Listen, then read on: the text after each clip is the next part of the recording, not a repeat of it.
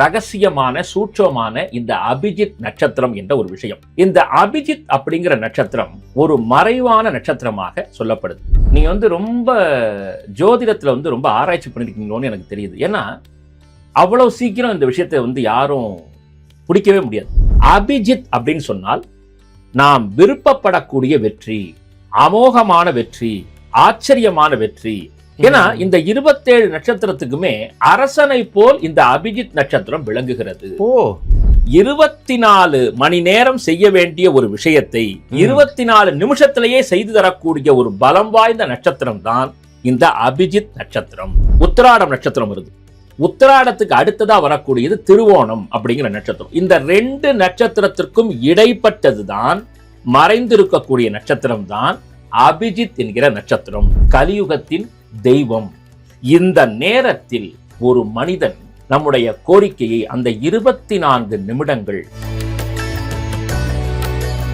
சிவனும் பெருமாளும் பிரம்மாவுக்கு கொடுத்த ஒரு வரமாக இந்த அபிஜித் நட்சத்திரம் கருதப்படுகிறது. இந்த அபிஜித் நட்சத்திரத்தை எப்படி ஆக்டிவேட் பண்ணணும்னு கேட்டீங்கன்னா, முக்கியமான இடத்தை நோக்கி வந்துட்டீங்க. நிச்சயம் அந்த உத்திராடம் நட்சத்திரம்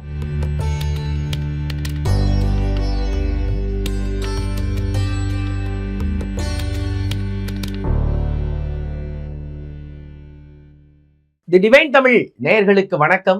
நான் விஜய் சுதன். இன்னைக்கு நம்ம கூட இருக்கிறது யாருன்னு பார்த்தீங்கன்னா மன்னை நாராயணன் அவர்கள் தான் இருக்காங்க. வணக்கம் சார். வணக்கம் சார். அபிஜித் நட்சத்திரம்னு ஒரு விஷயம் சொல்றாங்க. அபிஜித் அப்படிங்கிறவரை அவர் மன்னருங்கிறாங்க.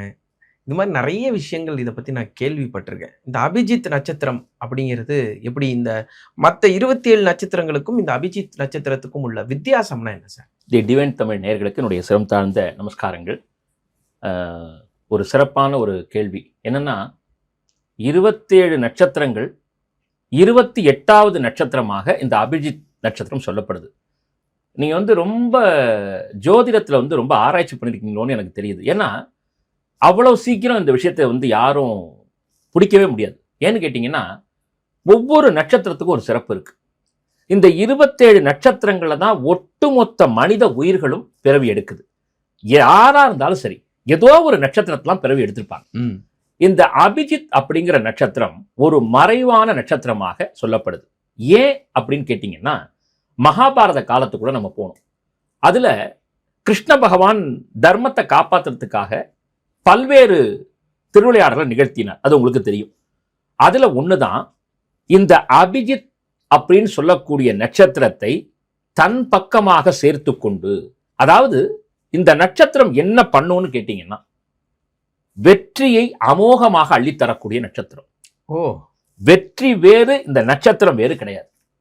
இப்ப உதாரணமா சொல்ல போனா, இந்த நட்சத்திர நேரங்கள் வரக்கூடிய நாளில் நாம் எந்த ஒரு கைங்கரியத்தை, ஒரு நல்ல செயலை செய்தாலும் அது பரிபூர்ணமான வெற்றியை பெறும்.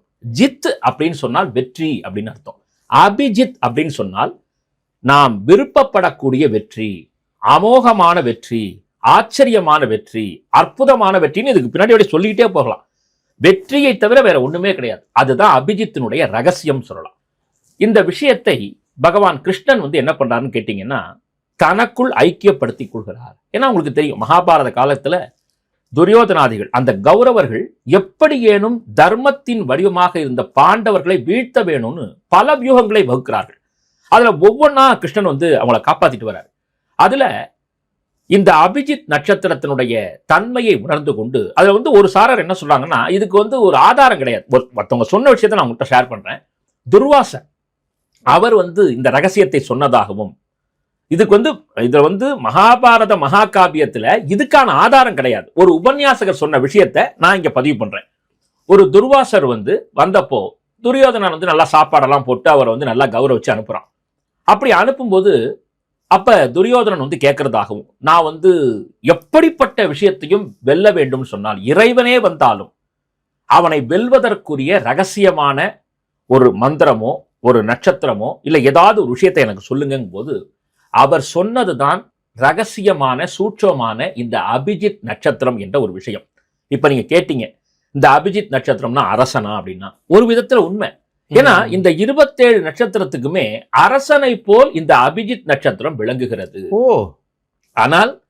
ஜாதக ரீதியாக ஜோதிட ரீதியாக பார்த்தோமானால் அந்த நட்சத்திரம்னு ஒரு இருக்கிறதாகவோ அதுல பிறந்ததாகவோ யாரையுமே நம்ம சொல்ல முடியாது. ஆனால் அடுத்தடுத்து இப்ப நம்ம சொல்லும் பொழுது உங்களுக்கு அபூர்வமான தகவல் உள்ள ஒளிஞ்சிட்டு இருக்கு. கிருஷ்ண பகவான் இதை தெரிஞ்சுக்கிறார்.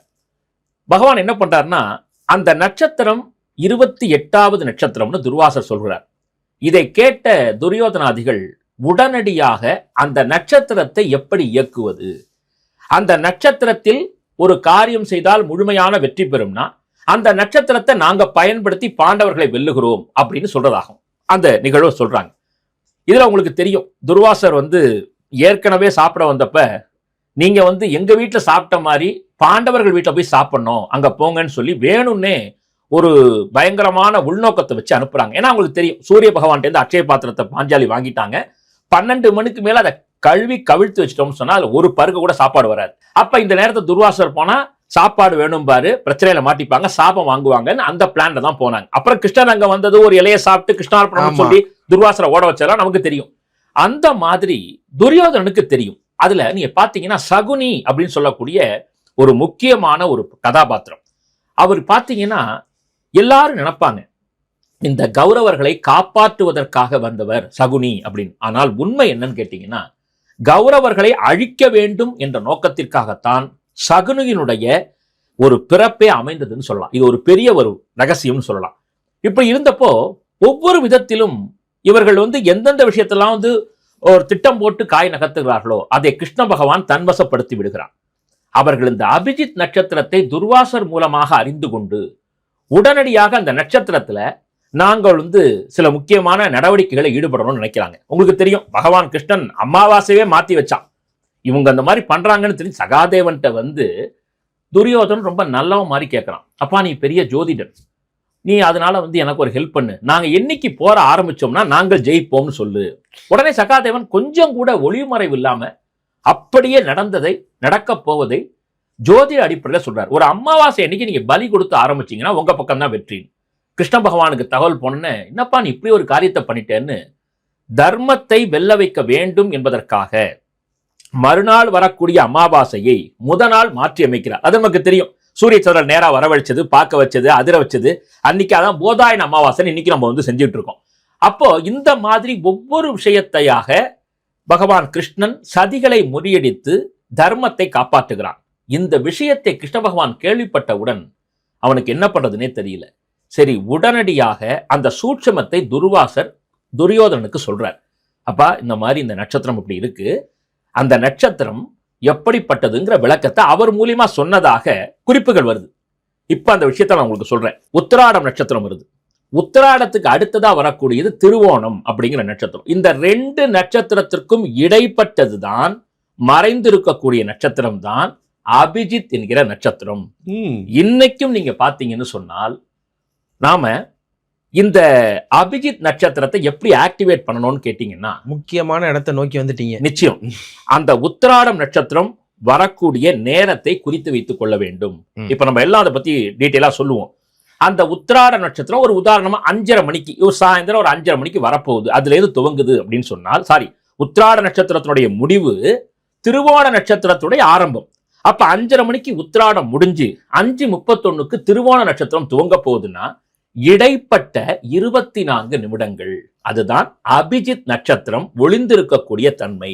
அப்ப உடனே நீங்க என்ன கேட்பீங்க, சார் அப்படி பார்த்தா அபிஜித் நட்சத்திரம் ஒரு முழுமை மாதிரியே தெரியலையே. இப்ப ஒரு நட்சத்திரம் அப்படிங்கிறது ஒரு நாள் துவங்கி மறுநாள் வரைக்கும் இருக்கு. அப்படி பார்த்தா வெறும் 24 நிமிஷம் வந்தால் இது எப்படி முழுமையான நட்சத்திரம் நீங்க சொல்லுவீங்க? கண்டிப்பா கேட்பீங்க. இல்ல, ஆமா, நீங்க சொன்ன மாதிரி 24 மணி நேரத்துக்கும் 24 நிமிஷம் நிறைய வித்தியாசம் இருக்குல்ல. இப்ப நான் சொல்றேன் கேளுங்க. 24 மணி நேரம் செய்ய வேண்டிய ஒரு விஷயத்தை 24 நிமிஷத்திலேயே செய்து தரக்கூடிய ஒரு பலம் வாய்ந்த நட்சத்திரம் தான் இந்த அபிஜித் நட்சத்திரம். இப்ப உங்களுக்கு சொன்னா டிஃபரண்ட் புரிஞ்சிருக்கும்.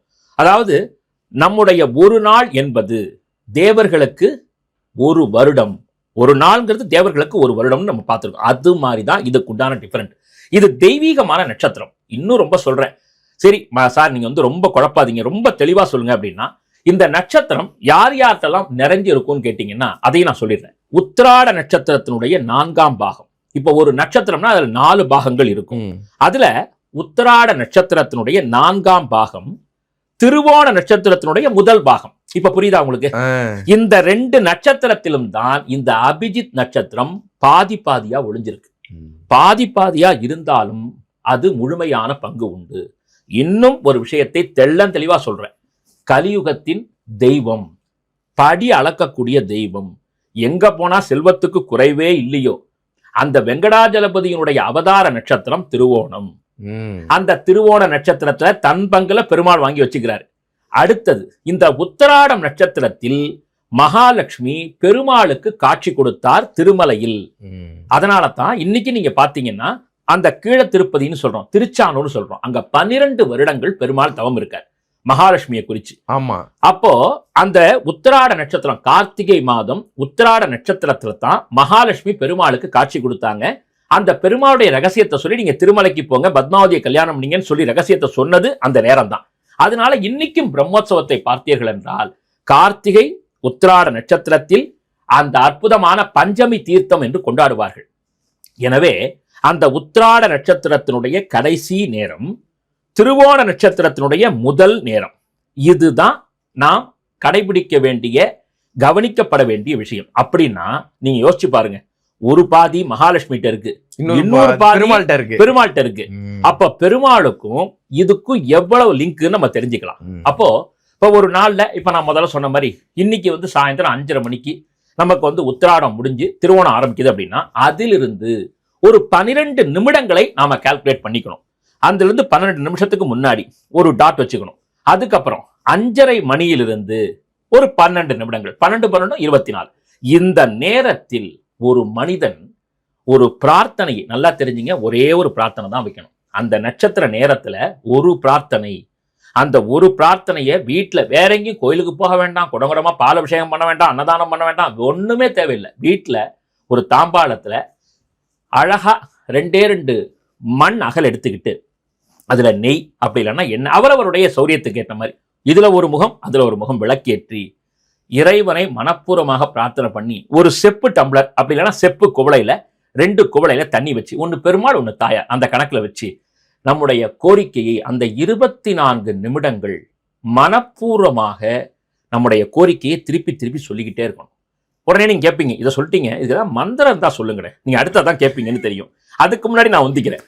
இதுக்கு மந்திரம் என்றால் அபிஜித் நட்சத்திரம், பெருமாள் தாயார், இதை மட்டும் மனசுல வச்சுக்கிட்டு அபிஜித் நட்சத்திர தேவதையே, ஸ்ரீனிவாசனே, மகாலட்சுமியே நம்முடைய கோரிக்கை. இப்போ உதாரணமா என்னுடைய தங்கைக்கு நல்ல இடத்துல கல்யாணம் ஆகணும், அதுக்கு எனக்கான செல்வத்தை நீ தரணும், கடன் வாங்காம நீ கடன் வாங்கி இன்னைக்கும் வந்து வட்டி கட்டிட்டு இருக்க திருப்பதியில, அத மாதிரிலாம் இல்லாம எனக்கு திடீர்னு ஒரு நல்ல ஒரு ஜாப் கிடைச்சு முதல் சம்பளமே பெரிய, நம்ம சிந்தனை கொஞ்சம் வந்து உயர்வா வைப்போமே, அப்ப என்னுடைய தங்கைக்கு நான் அந்த திருமணத்தை வந்து நல்ல தடபடலா நடத்தணும், அதுக்கு தேவையான செல்வத்தை கொடுன்னு சொல்லி அந்த 24 நிமிஷத்துல வேற எந்த சிந்தனையும் இல்லாமல் நீங்கள் தீபம் ஏற்றி இருக்கும் இடத்தில், சார் நான் நீங்க வீட்டுல இல்ல சார் வெளியூர்ல இருக்கேன், அந்த இடத்துல கூட நீங்கள் பிரார்த்தனை செய்யலாம். ஆனால் அந்த நேரம் முக்கியம். அந்த 24 நிமிஷத்தில் நீங்கள் செய்யக்கூடிய பிரார்த்தனை, அதில் கேட்கக்கூடிய விஷயத்தை முழுமையாக இறைவன் தந்தருள்வான். இது துரித்து கொள்ள வேண்டிய விஷயம். இதை வந்து ஒவ்வொருத்தரும் வாழ்க்கையில இன்னைக்கு செஞ்சுக்கிட்டு இருக்காங்க. இன்னைக்கும் ரொம்ப விஷயம் தெரிஞ்சவங்க இதை மட்டும் கால்குலேட் பண்ணுவாங்க. எப்ப அந்த உத்திராட நட்சத்திரம் வருதுன்னு பார்த்துக்கிட்டே இருப்பாங்க, எப்ப திருவோணம் தொடங்குதுன்னு பார்ப்பாங்க. அந்த 24 நிமிஷத்தை அப்படியே லாக் பண்ணி வச்சுக்கிட்டு உடனே செய்ய ஆரம்பிச்சிருவாங்க. உடனே நீங்க அடுத்த கேள்வி கேட்பீங்க, சரிங்க இந்த நட்சத்திரங்கள்லாம் எப்படிங்க வந்து கால்குலேட் பண்றது? ஏதோ நாங்க கேலண்டர்ல பாக்குறோம், கிழிச்சிட்டு போயிடுறோம். ஆமா, மத்த நட்சத்திரங்கள்லாம் அது தெளிவா தெரிஞ்சிடும், இது கரெக்டான நேரத்துல வேணுமே, இது மறைஞ்சு வேற இருக்கு. அப்படி இருக்கும்போது இந்த மறை பொருளை எப்படி கொண்டு வருது அப்படின்னு சொன்னால் நாம கேலண்டர்ல பாத்துக்கிட்டே இருக்கோம். அந்த உத்திராடம் வரப்போகுது அப்படின்னு சொல்லும் பொழுதே, இப்ப இன்னைக்கு வருதுன்னா நாளைக்கு உத்திராடம் வரப்போதா, அதனால குறிச்சு வச்சுட்டு உத்திராட நட்சத்திரம் என்னைக்கு முடியுது அந்த நேரம் அதுல போட்டிருப்பாங்க. அந்த நேரத்திலிருந்து நான் முதல்ல சொன்ன மாதிரி 12 நிமிஷத்துக்கு முன்னாடி நம்ம தயாராயிடணும். என்ன பண்ணணும் அப்படின்னா, நம்முடைய வீட்டுல இல்ல இருக்கிற இடத்துல கைகாலெல்லாம் சுத்தம் பண்ணிக்கிட்டு, வீட்டுல சாமி ரூம் என்ன இருக்குதோ அந்த இடத்த ஒரு சின்னதா கோலம் போட்டு ஒரு அழகா மரப்பலகை வச்சு கிழக்கு இல்ல மேற்கு பார்த்து அமர்ந்து, இப்ப காலை ஒரு 12 மணிக்குள்ள வருது அப்படின்னா கிழக்கு பார்த்து அமரலாம். இப்ப அதுக்கு மேலன்னு சொன்னா மேற்கு பார்த்து அமரலாம். இதுல இன்னொரு முக்கியமான விஷயம், நாம் நினைப்பது போல இந்த நட்சத்திரம் காலையில தான் வரும், மாலையில் தான் வரும், இரவு பொழுதில் தான் வரும், நடுநிசையில் கூட வரும். அதான் ரொம்ப கவனிக்கணும் ஐயா. இதுல வந்து நடுராத்திரி நடுராத்திரியில கூட வரும். இதுதான் கவனிக்க வேண்டும். நீங்க ஒன்ஸ் ஆரம்பிச்சிட்டீங்கன்னா அதை செய்து கொண்டே இருக்க வேண்டும். இப்போ மார்கழியில நீங்க தொடங்கிட்டீங்கன்னா அடுத்த மார்கழி வர வரைக்கும் அந்த நட்சத்திர நேரத்தை நீங்கள் சரியாக கணித்து அதை நீங்கள் செய்து கொண்டே வந்தால் நம்முடைய காரியங்களை இறைவன் கணிக்க துவங்கி விடுவான். நமக்கு அதை எதை தரணும்? ஆரம்பத்தையே சொல்லிட்டேன், ஒரே ஒரு இலக்கு. நீங்க ஒண்ணுமே பண்ண வேணாம் சார். அந்த நேரத்தை, இது ஒரு பெரிய விஷயமா சொல்லுங்க, அந்த நேரத்தை குறிக்க போறோம். அழகா அந்த வீட்டுல உட்கார போறோம், 2 விளக்கு ஏற்ற போறோம். தேவைப்பட்டா பாலோ பழமோ வச்சுக்கலாம், அது வந்து நிர்பந்தம் கிடையாது. தண்ணி தான் முக்கியமா. 2 செப்பு பாத்திரத்துல தண்ணி, நல்ல தண்ணி வச்சு துளசி போட்டு அப்படியே உட்காந்து அமைதியா கண்ணை மூடி உட்காந்துக்கிட்டு உங்களுக்கு தெரிந்த இறை நாமத்தை, பெருமாளேன்னு சொல்லலாம், மகாலட்சுமின்னு சொல்லலாம், ஸ்ரீனிவாசான்னு சொல்லலாம், உங்கள் அந்த இறைவனுடைய பெயரை ஒரே ஒரு தடவை தூய தமிழ்ல சொல்லி, அபிஜித் நட்சத்திரமே, நட்சத்திரத்தின் இறைவா, எனக்கு இப்படிப்பட்ட வரத்தை நான் வந்து ஒரு வாரம் தான் கேட்கிறேன். இவ்வளவு காலம் நாங்கள் வந்து காத்துட்டு இருந்தோம். இனிமே எங்களுக்கு காத்துட்டு இருக்கிறதுக்கான நேரங்கள் இல்லை. நீ அதை எனக்கு நல்லபடியா முடிச்சு கொடுக்கணும்னு மனப்பூர்வமான பிரார்த்தனை பண்ணி அந்த 24வது நிமிஷம் துவங்கக்கூடிய நேரத்தில் ஒரே ஒரு கற்பூர தீபாராதனை பண்ணி 2 நமஸ்காரம் பண்ணிட்டு நீங்கள் பாட்டுக்க உங்களுடைய பணிகளில் மூழ்கலாம். இது ஒரு கஷ்டமா சார்? இல்ல, இது எவ்வளவு அழகா நம்ம வீட்டுல பண்ணலாம். ஏதோ பெரிய மந்திரம் கிடையாது, எதுவும் கிடையாது, எளிமையா பண்ணலாம். இத இன்னொன்னு விசேஷமா சொல்றாங்க. இந்த அபிஜித் நட்சத்திரத்திற்குரிய தேவதை என்று பார்க்கும் பொழுது பிரம்மா என்று சொல்லப்பட்டிருக்கிறது. இந்த பிரம்மா தான் சிருஷ்டிகர்த்தா. நம்ம தலையில எழுதுறாரே எழுத்து, அதற்கு காரணகர்த்தாவான பிரம்மா இதற்கு தேவதையாக சொல்லப்பட்டிருக்கிறது. ஏன்னு கேட்டீங்கன்னா அவர் தானே படைக்கிறார். இல்ல, நான் கேட்கலான்னு வந்தேன். சொல்லுங்க. எல்லா நட்சத்திரத்துக்கும் ஒரு தெய்வத்தை சொல்லுவாங்களே. நிச்சயம். பிரம்மாவுக்கு இந்த அபிஜித்துக்கு ஏதாச்சும் ஒரு கடவுள் இருப்பாரு அப்படின்னு பார்த்தா நீங்க பிரம்மான்ட்டீங்க. உண்மை. அதாவது இதுக்கு ஏன்னா உங்களுக்கு தெரியும் சார், சிவபெருமானுக்கு அத்துணை 1000 கோவில்கள் இருக்கிறது.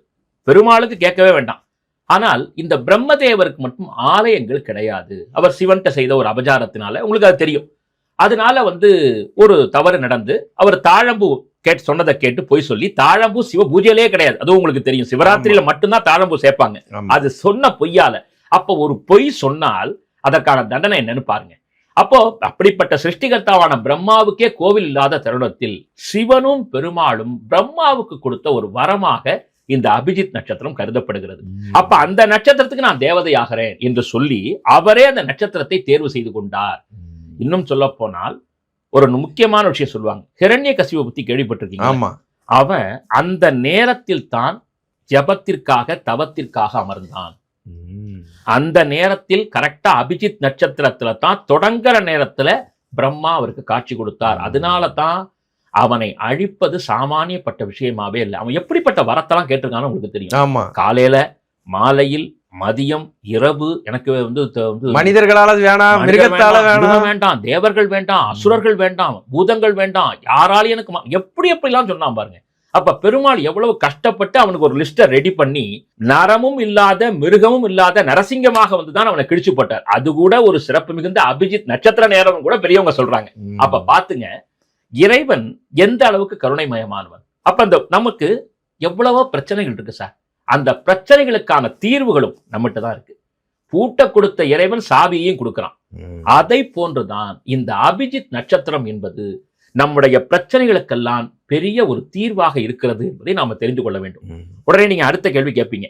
ஏன்னா இப்ப நான் வந்து உங்களுடைய பழகி கேள்வியே கேட்க உள்ள, நான் கேட்கறதுக்கு முன்னாடி அவர் மைண்ட் ரீடிங் பண்ணிடுறாரு. ஆமா, இல்ல உங்களை பார்த்தாலும் எனக்கு அந்த கேள்வி உதயமாகுது. எப்படின்னு கேட்டீங்கன்னா, அப்ப நீங்க உடனே கேட்பீங்க, சார் இந்த குளிகை நேரத்துல வந்து பண்ணா ரொம்ப விசேஷம் சொல்றாங்க. காலையில அந்த கடன் வாங்க கூடாது, கடன் வாங்கின கடன் கொடுக்கலாம், ஏன்னா எதா இருந்தாலுமே அது அதிகரிச்சு போயிடும் அப்படின்னு சொல்லுவாங்க. இல்ல, நேயர்களுக்கு இதையும் சொல்லணும். அதாவது நீங்க பிராக்டிஸ் பண்ணிட்டு இருந்தீங்க, திரைமறைவுல என்னென்ன கொஸ்டின் கேட்கலாம், நான் அதை கேட்டுட்டேன், அதனால அவங்களுக்கு முந்திட்டு சொல்றேன், வேற ஒண்ணும் இல்லை. அதையும் நேயர்கிட்ட சொல்லிடுறோம். சரி. சோ இப்ப குளிகை நேரத்தை பத்தி நீங்க சொன்னப்போ, குளிகையில வந்து நம்ம வந்து ஒரு கடன் வந்து வாங்கக்கூடாது, கொடுக்கலாம்.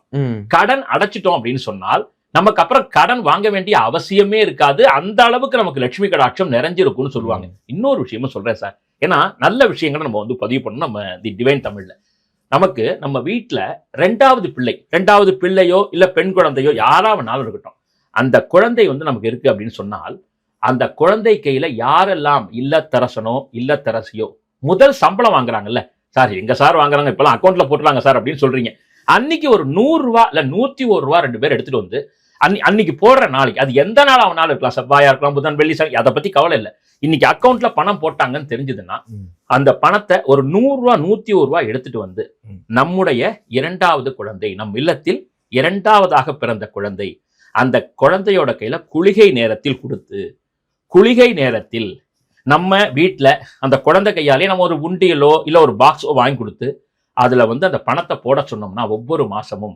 கிட்டத்தட்ட ஒரு பெரிய தொகை நமக்கு சேர்ந்து விடும். இது ஒரு ரகசியமா சொல்லப்பட்டிருக்கு. இதை நம்ம வந்து டிவைன் தமிழ் நேயர்களுக்கு நம்ம சந்தோஷமா சொல்லுவோம். ரகசியமா இருந்துகிட்டு, ஆமா, அந்த ரகசியமே வேண்டாம், எல்லாம் வந்து நம்ம வந்து ஓப்பனா சொல்லுவோம். இனி வந்து ஒவ்வொரு நிகழ்ச்சியிலையும் ஒரு முக்கியமான தகவல் சொல்லணும்னு ஒரு முடிவே வந்துருச்சு. ஏன்னா எல்லாரும் கேட்கறாங்க, கமெண்ட் பாக்ஸ்ல பார்க்கும்போது ஒவ்வொருத்தரும் கேட்கறாங்க. அப்ப அந்த மக்களுக்காகத்தான் நம்முடைய சேனல் இயங்குது. அதை விட வேற என்ன சந்தோஷம் சொல்லுங்க. இப்ப நீங்க கேட்டீங்க, அதுக்கு நான் திருப்பி வந்துடுறேன். அப்ப அந்த குளிகை நேரத்துல சொல்லும் போது ஒரு மரணம் சம்பவித்தாலோ இல்ல அந்த மரணமான அந்த ஒரு சடலத்தை எடுத்தாலோ பயங்கரம் திருப்பி திருப்பி நடக்கும். கல்யாணம் பண்ணக்கூடாது சார். குளிகை நேரத்தில் திருமணம் செய்தால் மீண்டும் திருமணம் செய்ய வேண்டியிருக்கும். ஆனால் ஒரு கிரகப்பிரவேசம் செய்யலாம், ஒரு புது கடை ஆரம்பிக்கலாம், நகை வாங்கலாம். அதே மாதிரி பாத்தீங்கன்னா புது தொழில் துவங்கலாம். புதுமையான நல்ல விஷயங்கள் குளிகையில நீங்க துவங்கினீங்கன்னா வளர்ந்துகிட்டே இருக்கும். அப்போ அதை போன்ற அதை விட பன்மடங்கு சக்தி வாய்ந்த ஒரு நட்சத்திரம் தான் இந்த அபிஜித் நட்சத்திரம் அப்படின்னு சொல்லலாம். ஸோ இந்த அபிஜித் நட்சத்திரத்தினுடைய சிறப்பை வந்து நம்ம இவ்வளவு தூரம் சொல்லும் பொழுது கண்டிப்பாக இதுக்குன்னு ஏதாவது தலம் இருக்கான்னு நீங்க கேட்பீங்க. அந்த தலத்தையும் நான் வந்து நேயர்களுக்கு சொல்லிடுறேன்.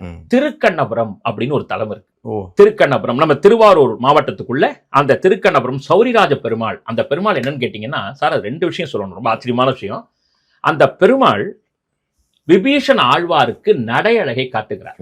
அப்படி நடையழகை காட்டும் போதுதான் அந்த விபீஷண ஆழ்வார் அகமகிழ்ந்ததாக சரித்திரம் சொல்லுகிறது. அந்த பெருமாள் தான் முக்கியமாக ஒவ்வொரு அமாவாசை தினத்தன்றும் கரெக்டா அந்த 12 மணி வேளையில இந்த அற்புதமான தரிசனத்தை கொடுக்கிறார். ஏங்க 12 மணிக்கு எல்லாம் கோவிலே மூடிடுவாங்க, இந்த பெருமாள் ஏன் தரிசனம் கொடுக்கிறாருன்னா அந்த அடுத்த தகவலையும் சொல்கிறேன். அபிஜித் நட்சத்திரம் என்பது 28 நட்சத்திரம், 28வது நட்சத்திரம்னு சொன்னேன். அப்ப ஒவ்வொரு நாளும் காலையில 11:45 ஆரம்பிச்சு 12:10 வரையிலான காலகட்டம் அபிஜித் முகூர்த்தம்னு சொல்லப்பட்டிருக்கு. நீங்க எடுத்துங்க, அஷ்டமி, நவமி, அப்புறம் பாத்தீங்கன்னா பிரதமி, பாட்டிமுகம், அப்புறம் வந்து பாத்தீங்கன்னா கரிநாள். இன்னைக்கு இது வந்து முகூர்த்தமே கிடையாதுங்க, ராகு காலங்க, யமகண்டங்க அப்படின்னு நிறைய வந்து அந்த நேரத்தை சொல்றோம். ஆனால் மகான் ராகவேந்திர சொன்ன விஷயம் பாருங்க, காலையில் ஒவ்வொரு நாளும் இறைவன் அதில் கூட கிரேஸ் டைம் நம்ம கொடுத்துருக்கான். 11:45 to 12:10 இந்த டைம் வந்து ஒரு சூப்பரான கிரேஸ் டைம். அதுதான் அபிஜித் முகூர்த்த நேரம்னு சொல்லப்பட்டிருக்கு. நட்சத்திரம் வேற, அது 24 நிமிஷம் வருது. ஆனால் ஒவ்வொரு நாளும் அபிஜித் முகூர்த்தமாக சொல்லப்படக்கூடிய இந்த நேரத்தில் நீங்கள் ஒரு ரிஜிஸ்டர் பண்ணலாம், நல்ல காரியங்கள் தொடங்கலாம். அதுல ராகு காலம் இருந்தாலும், யமகண்டம் வந்தாலும், அஷ்டமி நவமி வந்தாலும், பாட்டிமுகம் அதாவது பிரதமை வந்தாலும் இந்த நேரத்தில் செய்தால் முழு வெற்றி உங்களுக்கு தரப்படும். அதையும் நம்ம இங்க பதிவு பண்ணணும். அதனால எதுக்கு சொல்றேன்னு கேட்டீங்கன்னா, இவ்வளவு சிறப்பு மிகுந்த அந்த அபிஜித் நட்சத்திரத்தை பார்க்கக்கூடிய நேயர்கள் இயன்ற வரையில் கடைபிடிக்கணும். அப்படி கடைபிடிச்சு அவங்க செய்யக்கூடிய வழிபாட்டின் மூலமாக பெரிய வெற்றியை பெறுவார்கள். இன்னும் சொல்லப்போனா நான் புதுசா ஒன்னும் சொல்லல, இதை வந்து நிறைய பேர் மக்கள் பார்த்துட்டு இருக்காங்க. நான் ஏற்கனவே சொன்னேன் சார், கண்ணனுடைய மயில் பீலிக்கு பின்னால் அதை பகவான் ஒளித்து வைத்துக் கொண்டான், அந்த நட்சத்திரத்தையே ஒளித்து வைத்துக் கொண்டான். இன்னும் பெரிய கீரன் போன்ற பெரிய பெரிய சொற்பொழிவார்கள் சொல்லுவாங்க, அந்த நட்சத்திரம் அஸ்வத்தாமாட்ட இருந்துச்சான். அஸ்வத்தாமா 7 சிரஞ்சீவிகள்ல ஒருத்தர். அவர் யார்கிட்ட இருந்தாரு? கௌரவர்கள்ட்ட இருந்தாரு. அவர் தங்கிட்ட இருக்கிறது அந்த நட்சத்திரம், அந்த மாணிக்கம் என்னன்னே தெரியாம நெத்தியில வச்சிருந்தார். அதனாலதான் அவரை ஒண்ணும் பண்ண முடியாம இருந்துச்சு.